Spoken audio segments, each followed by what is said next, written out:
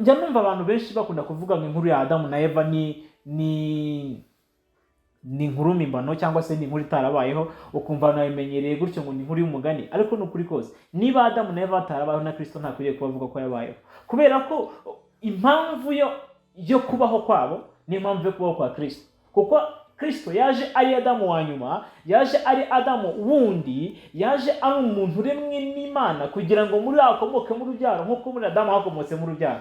Donc muri Adamu wa mbere niba ntacyo twatakaje, ni ukuvuga ngo Kristo nta nicyo yamaze, kuko Kristo yaje gukosora ibyo Adamu yangije. Ndagira ngo twumve icyo kintu, dukeneye impamvu z'agakiza kugira ngo agakiza kabeho. Hari abantu numva bavuga ngo nese kubera iki n'Imana ikunda abantu yashimye ko Satani agumaho, kukitamukuyeho, kukitamukuye mu isi, bakavuga ngo hasi ubugoshe no ko Satani akumanukiyemo. Ariko reka mbabwire bakundwa, umwami Imana nubwo adukunda ariko ni n'umucamanza utabera. Ubucamanza bw'Imana ntabwo bwayemereraga, cyangwa se ubutabera bw'Imana ntabwo bwayemereraga kubabarira umuntu forfait, ahubwo ubugingo bukoze icyaha bwagombaga gupfa kugira ngo umwana w'umuntu yongere kugira gute, yongere kujyana ubumwe n'Imana. Ni ukuvuga ngo kugira ngo umuntu abeho yiyunze n'Imana hagombaga kubaho gupfa kwe.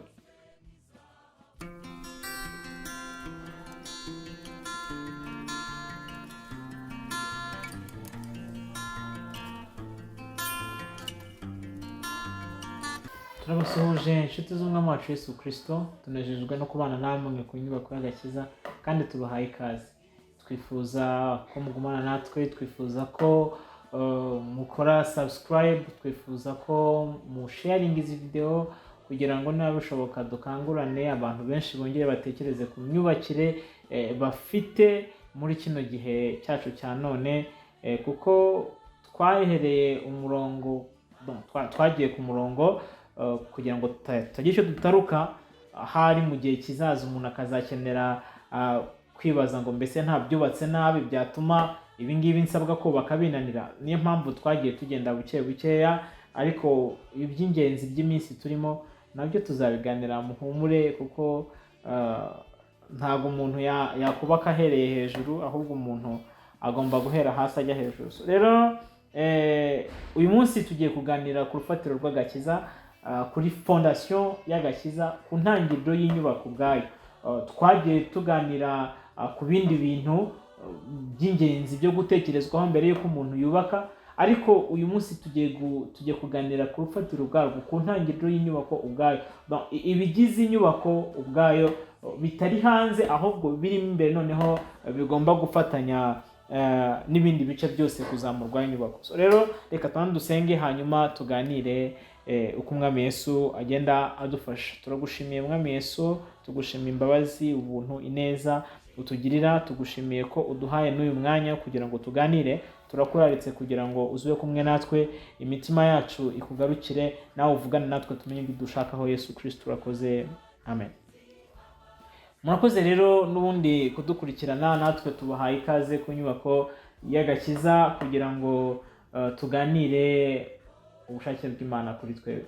Rero tudatinze ndagira ngo tuganire ku rufatiro rw'inyubako y'agakiza. Inyubako y'agakiza aho itangirira ubwayo, uretse ko ntabwo nshobora kuyitanira ku rufatiro ntabanje gucukura imisingi.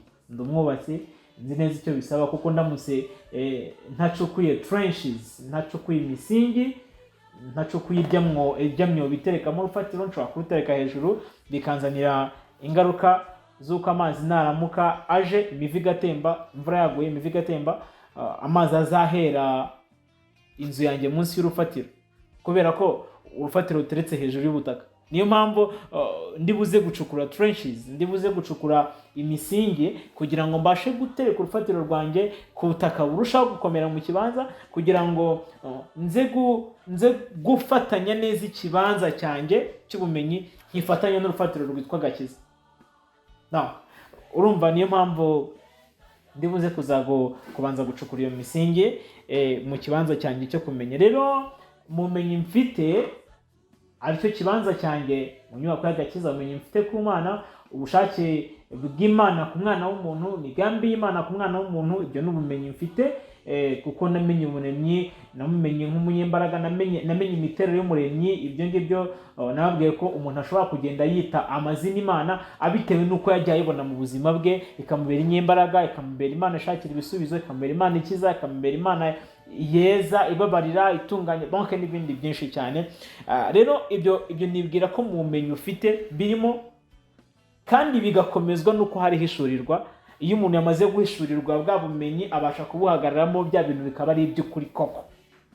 Imana ikaba ihari ari Jehova Shama, Imana nawe akaba abizi neza kuko yabihawe no guhishurirwa nuko Imana yamwimenyesheje. So rero muri ubwo bumenyi mfite ndashaka kugira ngo nerekemo ikibanza ari rwo rufatiro, nerekemo ubwo bumenyi aricyo kibanza mfite. Ndashaka kugira ngo nterekemo urufatiro rw'agakiza, cyangwa se rw'umugambi w'agakiza, rw'inyubako y'agakiza ubwayo. Ariko ndabanza nshukura imigende. Iyo migende rero mu nyubako y'agakiza yitwa impamvu z'agakiza. Donc ndahita mbivuga gutya mu buryo bwihuse. Nubwo umwami Imana yatanze Kristo uhereye kuremwa ku isi, dukurikije Ibyahishuriwe 13 aho ku murongo w'8 bavuga ngo umwana w'intama watambwe uhereye kuremwa ku isi, ni be yaho ngo mvuze yonyine. Umwana w'intama yatambwe uhereye ku kuremwa ku isi. So urumva rero na Paulo yandikira Abefeso yavuze mu gice cya 10 aravuga ngo turabo yaremye ituremeye imirimo myiza muri Kristo Yesu kugira ngo tugenderemo. No kuvuga ngo donc igikorwa cyo gutanga Kristo, igikorwa cyo kuduha umwana wayo, ubwo ndi kuvuga ku Mana, ni igikorwa cyakozwe uhereye ku kuremwa ku isi. Ariko nkibaza ngo no kubera iki Kristo tumubonye ubu ngubu kumeruka ibi? Kubera iki tatanzwe mu gihe cy'Isodomu? Kubera iki tatanzwe mu gihe cya Nowa, atatanzwe mu bihe byagiye bitambuka? Kubera iki? Ariko ikintu cyabiteye ngiki kwari ukugira ngo azayishurwe mu gihe cye. Paulo niko abivuzeho. Ariko ndagira ngo nkongere n'ikindi kintu cy'ingenzi, ni ukuvuga ngo ikintu cyatumye umwami Imana mutanga ubu ngubu kumeruka y'ibihe kwari ukugira ngo acukure trenches, kwari ukugira ngo acukure imisingi, kwari ukugira ngo abantu bazamenye ko bari bakeneye gukizwa. Kubera ko agakiza ni impano y'ubuntu, birumvikana n'ubuntu bw'Imana, ni Imana igiza. Ariko nyamara abantu bari bakeneye kumenya icyo batakaje, icyo bahombye, barangiza bakagira inyota, bakacyifuza, bakifuza kubona uwabacungura muri iyo ngoyi bisanzemo, cyangwa se muri icyo gihombo, muri ubwo buretwa bisanzemo. Niyo mpamvu habayemo iyi écart, habayemo iyi gap yo kugira ngo abantu bimenyeho ubukene, abantu bakeneye gukizwa, hanyuma umwami Imana azabona aho tereka urufatiro, azabone aho tereka urufatiro ruzubakaho inzu y'agakiza turimo twubaka, turimo twongera dusubiramo kugira ngo abantu bamenye by'ukuri ibyo ari byo. So rero impamvu z'agakiza niyo misingi y'inyubako y'agakiza turimo turubaka. Ndabivuga nte? Donc umuntu Imana imaze kumurema ikamushyira mu ngobyi ya Edeni, bisobanura presence yayo, cyangwa se kuboneka kw'Imana muri uwo murimo bari barimo, yari yamuhaye imigisha myinshi. Ntabwo ndi buze kuyirondora yose, gusa napfa kuvugamo mikeya. Kimwe cyo yari afitanye ubumwe n'Imana buri direct. Kubonana n'Imana kwe ntabwo byasabaga intercession, ntabwo byasabaga umuhuza, ntibyasabaga amasengesho, ntibyasabaga kwiriza ubusa, ahubwo yabonanaga n'Imana, Imana yabanaga nawe, nawe akabana n'Imana. Ibitekerezo bye byari biri ku murongo w'Imana bidafite ikibazo na gitoya.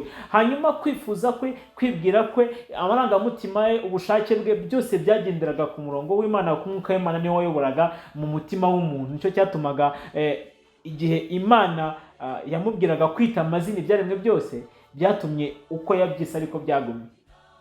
Kubera ko donc ubwenge bwe bwari buririye, bwari buri ku murongo w'ubwenge bw'Imana, ubushake bwe bwari buri ku murongo w'ubushake bw'Imana.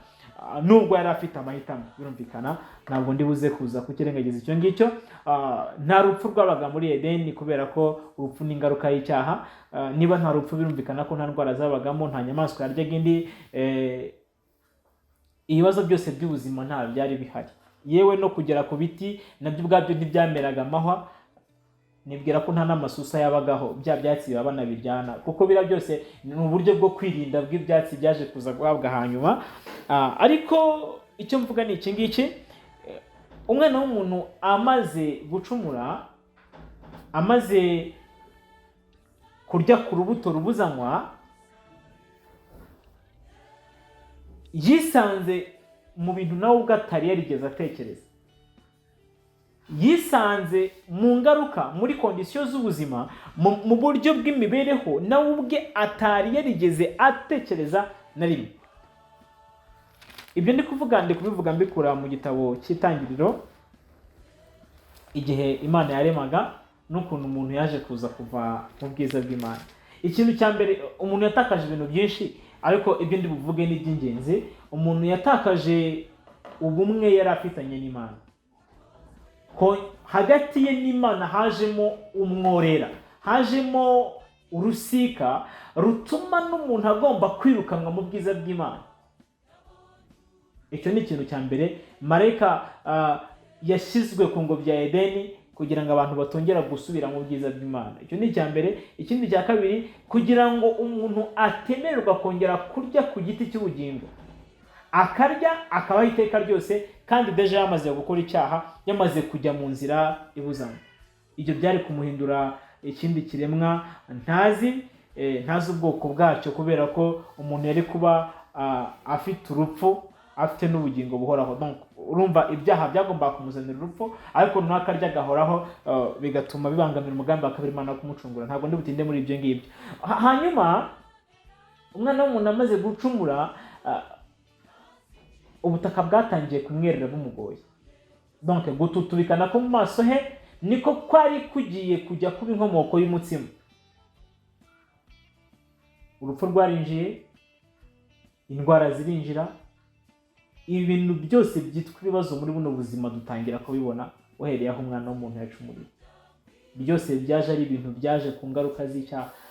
Adamu ntabwo yari yiteze ko kutumvira ko bishobora kuzana ibintu bingana gutyo, ariko nyamara biri duhamiriza neza ko ibihembo by'ibyaha ari urupfu.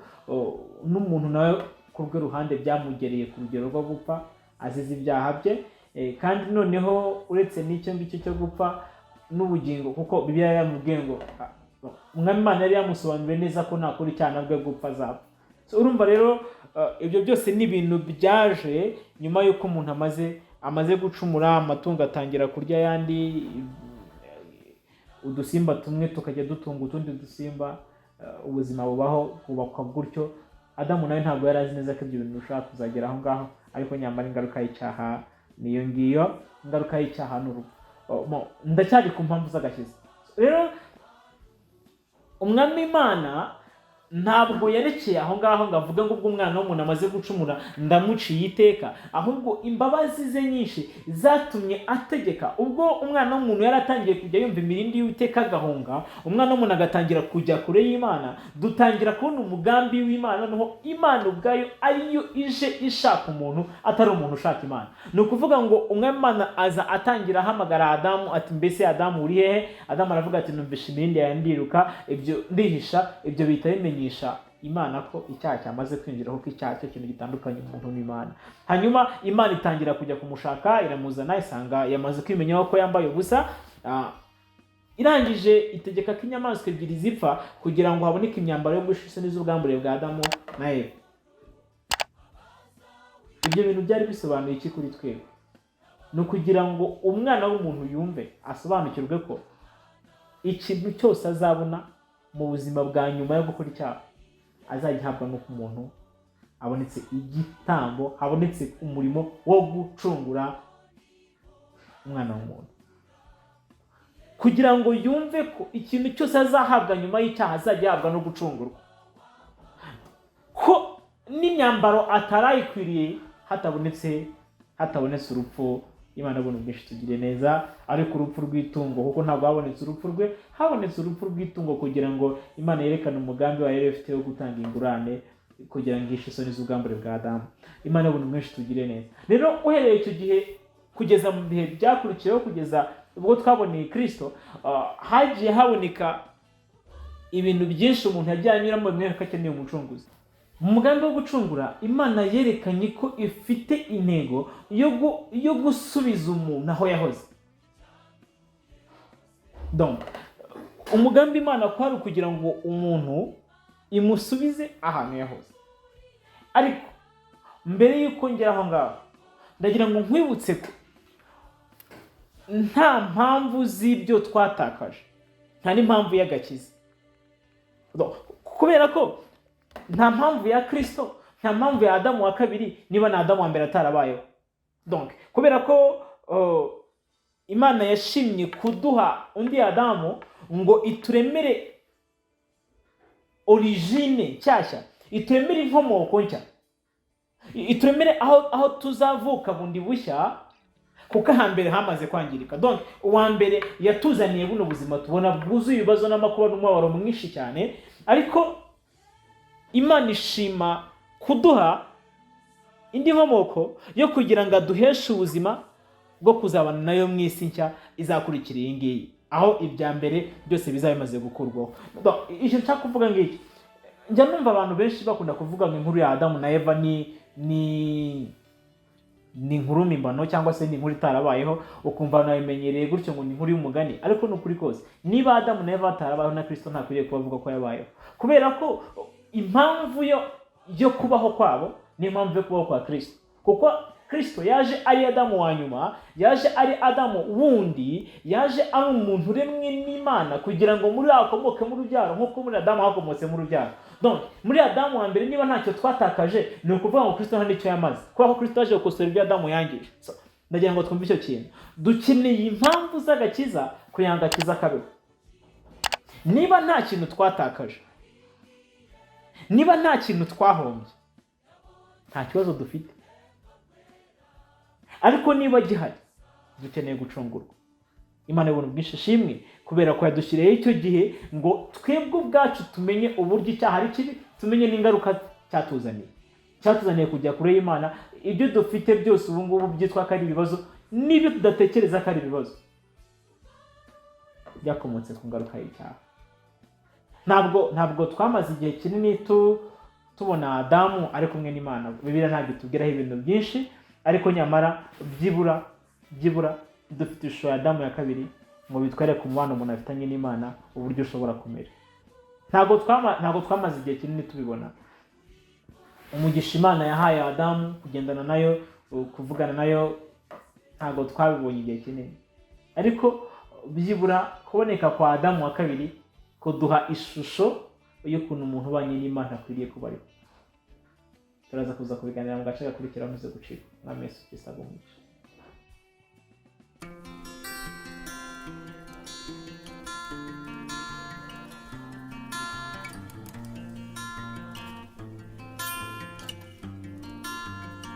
Twongeye kuba ikaze inshuti ukundwa n'Umwami wacu Yesu Kristo. Turacyari ku nyubako y'agakiza, twinjiye mu gace kacu gakurikiyeho ku rufatiro rw'inyubako y'agakiza. Twari turimo ducukura imigende, trenches, ducukura imisingi yo kuzaterekwamo agakiza, arizo mpamvu z'agakiza kuri twebwe. Niba nta kintu twatakaje, niba nta kintu twahombye, nta n'icyo dukeneye kuri Kristo. Niyo mpamvu niyo mbabwira ko umuntu wese uvuga ko Adamu na Eva batabayeho, uwo muntu rwose ndahamya karengera, kubera ko nawe ubwe ashobora kuba tumva impamvu z'agakiza, kuko Kristo ariho kubera ko Adamu yabayeho.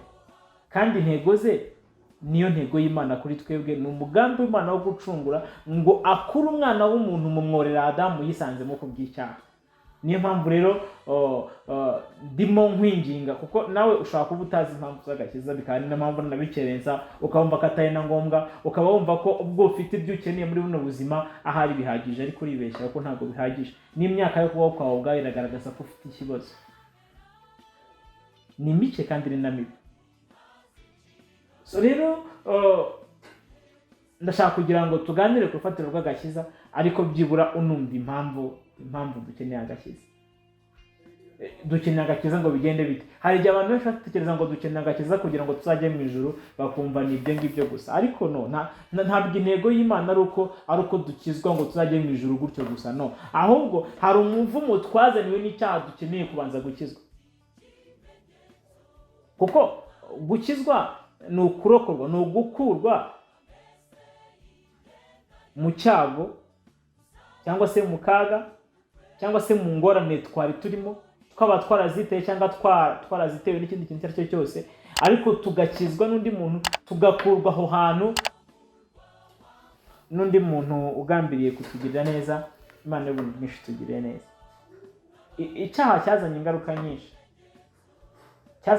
nyinshi, ariko nyamara izo ngaruka nituba tutarazishurirwa ngo tumenye ko ari ingaruka z'icyaha, tukibwira ko ari ibintu bisanzwe, bizatuma tudashishikara no kumenya iby'umugambi w'Imana kuri twebwe. Ariko ndakubwiza ukuri, no kugera ku myambaro twambara byari ubuntu bw'Imana, byatewe nuko habonetse umucunguzi, n'ubundi ntabwo twari tubikwiriye. Ubundi ubuzima bw'umuntu bwakabaye bwararangiriye mu gihe yacumuraga, urupfu rukamubona, umugambi w'Imana ugapfa ubusa. Ariko nyamara siko Imana yarabiteganyije, ahubwo yari yateganyije ikirushaho kuba cyiza, ariko gucungurwa umwana w'umuntu, aho hagombaga kuzakomoka mu rubyaro rw'umugore, hagombaga kuzavamo urubyaro rugomba kuzamena inzoka agahanga. Ni ukuvuga ngo guciraho iteka umutware w'ab'isi, aribyo Kristo yavuze ngo nanjye nimanikwa hagati y'isi n'ijuru, umutware w'ab'isi azaba aciriweho iteka. Ni ukudusobanurira ko donc mu mugambi w'Imana hari harimo gucungura umwana w'umuntu, ariko hakabamo no gucirwa iteka nk'umwanzi w'Imana. Ibyo byose byagombaga gukorwa mu buryo buri ku murongo, kuko hari igihe abantu numva bavuga ngo none kubera iki n'Imana ikunda abantu yashimye ko Satani agumaho, kuki itamukuye mu isi, bakavuga ngo hasi y'ubugoshe nuko Satani akumanukiyemo. Ariko reka mbabwire bakundwa, umwami Imana nubwo adukunda, ariko ni n'umucamanza utabera. Ubucamanza bw'Imana ntabwo bwayemereraga, cyangwa se ubutabera bw'Imana ntabwo bwayemereraga kubabarira umuntu forfait, ahubwo ubugingo bukoze icyaha bwagombaga gupfa kugira ngo umwana w'umuntu yongere kugira gute, yongere kujyana ubumwe n'Imana. Ni ukuvuga ngo kugira ngo umuntu abeho yiyunze n'Imana hagombaga kubaho gupfa kwe. Niyo mpamvu Adamu yapfuye muri Kristo Yesu, kugira ngo yongere kwiyunga n'Imana, habonetse ingurane. Imana y'ubuntu bwinshi nihimbazwe, kubera ko yaduteganyirije ibyiza biruta ingaruka twatewe n'icyaha, kubera urukundo rwayo rwinshi. Imana yacu itugiriye neza. Niyo mpamvu ngira ngo nawe mwene data udukurikiranye uyu munsi ushishikarire kumenya impamvu igutera gukizwa, kuko nibwo buryo bwonyine. Reka nkubwire kano kantu gatoya, ndagira ngo nkuganirire gato ku nkuru, ngira ngo dusome mu gitabo cy'ubutumwa bwiza bwa Yesu bwanditswe na Mariko mu gice cya 5 ku murongo wa 21.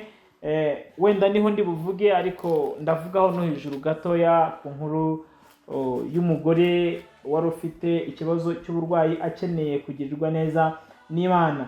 Nuko ndahera ku murongo wa 21. Nuko Yesu agenda mu bwato asubira hakurya, abantu benshi bateranira ahari iruhande rw'inyanja. Umwe mu batware b'isinagogi witwaga Yayiro araza, amubonye yikubita imbere ye, aramwinginga cyane ati, agakobwa kanjye karenda gupfa, ndakwinginze uze ukarambikeho ibiganza byawe gakire kabeho. Aragenda ajyana nawe, abantu benshi baramukurikira bamubyiga. Uyu murongo uze kuwumva. Nuko hariho umugore wari mu mugongo, wari wimaranye imyaka 12, ababazwa n'abavuzi cyane, benshi bagerageza kumukiza, bamumarisha ibintu bye byose abitangamo ingemu, ariko ntibagira icyo bamumarira, ahubwo arushaho kurwara. Yumvise ibya Yesu, araza aca mu bantu, amuturuka inyuma ati, ninkora imyenda ye gusa ndakira. Uwo mwanya isoko y'amaraso irakama, amenya mu mubiri we yuko akize cya cyago. Yesu nawe yiyumvamo ko ubushobozi bumugabanutsemo, ahindukira abyigana n'abantu, arabaza ati, ninde ukoze ku mwenda wanjye? Abigishwa baramusubiza bati, ese abantu barakubyiga nawe ukagira ngo ninde unkozeho? Abaranganyamo amaso agira ngo abone umukozeho. Uwo mugore aratinya, ahinda umushyitsi, kuko azi ikimubayeho. Araza amwikubita imbere, amubwira iby'ukuri byose. Aramubwira ati, mwana wanjye, kwizera kwawe kuragukijije, wigendera amahoro, ukire rwose icyago cyawe. Imana y'ubuntu bwinshi itugiriye neza. Mbajyanye muri iyi nkuru y'uyu mugore wari ufite ikibazo cy'uko yari amaze imyaka 12 ari imugongo, ari mu mihango y'abagore mu yindi mvugo. Rero byaramubabazaga cyane, birumvikana ko ari indwara itoroshye ku ruhande rwe. Hanyuma iyo myaka 12 yari yarakoze ibishoboka byose kugira ngo abashe gukira icyo cyago yari afite, ariko Bibiliya iduhamiriza ko ngo ibintu bye byose bimarishije kubitangamo ingemu, abiha abavuzi n'abaganga, ariko ntibagira icyo bamumarira. Hano byari biri ku kibazo cyananiranye, kidashoboye gukemurwa n'abantu mu gihe yari arimo. Hanyuma aza kuza kumva inkuru y'umwami Yesu ubasha kumukemurira ikibazo. Arangije aragenda mu mutima we yibwira ko gukora kuri Yesu gusa bihagije. Hari impamvu nyinshi zatumye adahangara kwaturira mu ruhame ikibazo yari afite. Impamvu ya mbere ni yuko yari ahumanye, impamvu ya kabiri ni uko uburwayi bwe reka mvuge ngo byasaga nk'ubuteye isoni kubuvugira muri rusange. Rero impamvu zo ni nyinshi nagazo nshaka kuvugaho none, ahubwo mu mutima we yibwiye ko nakora ku mwami Yesu gusa yabihagije kugira ngo umwami Yesu amugirire neza. Hanyuma amaze kwiha icyo cyemezo, amaze kwiha uwo mwanzuro, atera intambwe icyo yibwiye mu mutima aragikora. Aragenda akora ku mwami Yesu, akanya isoko y'amaraso irakama, amenya ko akize icyago cye, ariko n'umwami Yesu arabyumva. Amaze kubyumva arahindukira. Niyo magambo nshaka ko tuganira. Amaze kubyumva arahindukira, arabaza ngo ninde nkozeho. Mu ruhame cyangwa se mu nzira arimo agenda ajya kwa Yayiro wari umusabye kumukiriza umwana, yari afite abantu benshi bari kugenda bamubyiganaho. Ariko nyamara turimo turamubona avuga ngo ninde unkozeho, kandi mu bantu magana, mu bantu ibihumbi barimo baramukoraho, bamubyiga, bamusunika, ariko yumva umuntu umukozeho umwe wenyine muri abo bantu bangana gutya.